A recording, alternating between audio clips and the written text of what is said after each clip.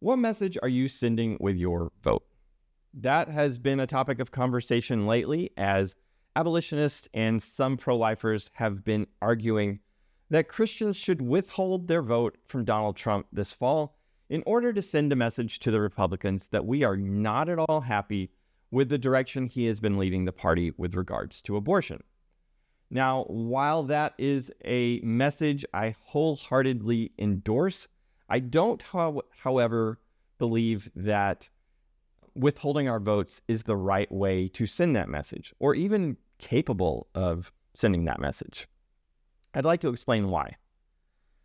First, it's important to remember that each of us only has one single solitary vote. That's it. Our votes are statistically insignificant. They don't even register as a blip on anyone's radar. So the idea that by withholding my vote, I can communicate a message to anyone is frankly ludicrous. It's just not going to happen.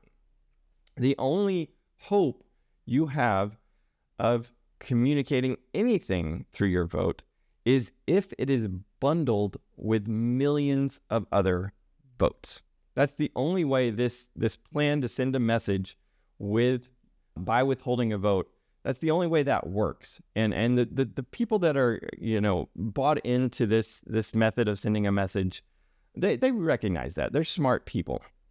And that's why the conversation can get so heated. They recognize that. And I think they're feeling the frustration that anytime other Christians say that they're still voting for Trump, even though they're not happy with the direction he's taking the party, they recognize that their plan, their hopes for sending a message to the party, to changing the course of the party, hinge on so many other Christians joining them in their plan. And so that's the first hurdle they have to get over to have any hope of sending a message like that. But just for sake of argument, let's say that they accomplish that. They're able to persuade enough Christians to withhold their vote that it is statistically noticeable. And that's the key. It has to be statistically noticeable. So if they're able to achieve that, does that mean that the message is received? Not necessarily. There's still two possible outcomes to the election. Donald Trump could still win. Okay? So let's say you have been successful, you've gotten enough people to withhold their vote that it is statistically noticeable, and Donald Trump still manages to win. In that scenario, you have communicated to the Republican Party that they don't need pro-life votes in order to win. That is a very real possibility that you could be communicating that message instead of the one you intended to communicate. But let's say the other possible outcome is that Trump loses the election, okay? Which is, I presume, would be the desired outcome of these people that are withholding their votes. Does that mean that the Republicans hear your message loud and clear? No, not necessarily. The people that are going to be analyzing the election results, crunching the numbers to see what went wrong, they are not going to be given a neat little spreadsheet with a column that says, these are the numbers of evangelicals that withheld their vote because they are unhappy with the direction Trump has taken the party on abortion. Okay? This data is going to be spread across an entire array, like all different kinds of demographics, men, women, age, race, education level, so many different factors.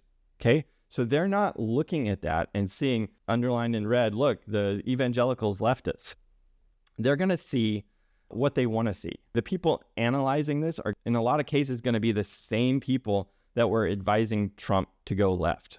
Okay? So they're going to be approaching this data with their theories on what went wrong. And they're going to be looking for data to confirm their theories. So if they see even the tiniest blip of increase from suburban moms in Ohio, they're going to take that as evidence that moving left worked. They just didn't move far enough left. So in each one of these scenarios, the message that you want to communicate has not been received. You have no way of ensuring that the GOP will receive the message you want to send. Evangelicals have got to stop thinking of the ballot box as an easy button where we do all of our politics. It is not that simple. You can't just go into the ballot box, hit the button, and magically send the messages you want to send. The ballot box sends one message, and that is to the election officials counting the votes. And the message you're sending is which one of two options you prefer to run the country for the next 4 years. That's it. That's how you should be thinking about your vote. I know it's frustrating. I don't like the direction the party's gone either. But you have to think about it in terms of which administration do you want running the country for the next 4 years. Don't think about it in terms of sending a message.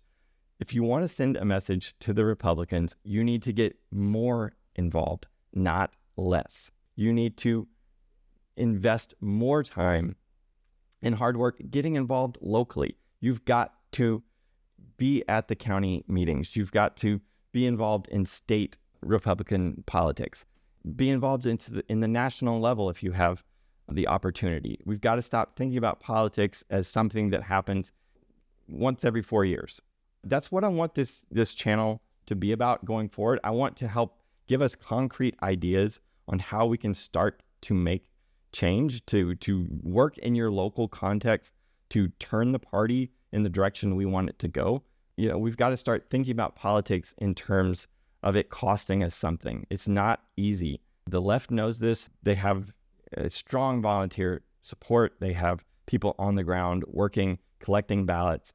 And then if we hope to see the Republican Party turn in the direction we like it to turn, we're going to have to make some hard choices to give up some nights watching TV and get out there and actually go door to door or volunteer, attend county meetings, and begin to have a presence there so that we can speak into this and speak into the direction we would like to see the Republicans move. So that's what I'm hoping to communicate. I'm still voting for Trump. I think he's the right decision given the alternative, which is far, far worse. So yeah, if you found this helpful, I would love it if you'd subscribe, send it to a friend.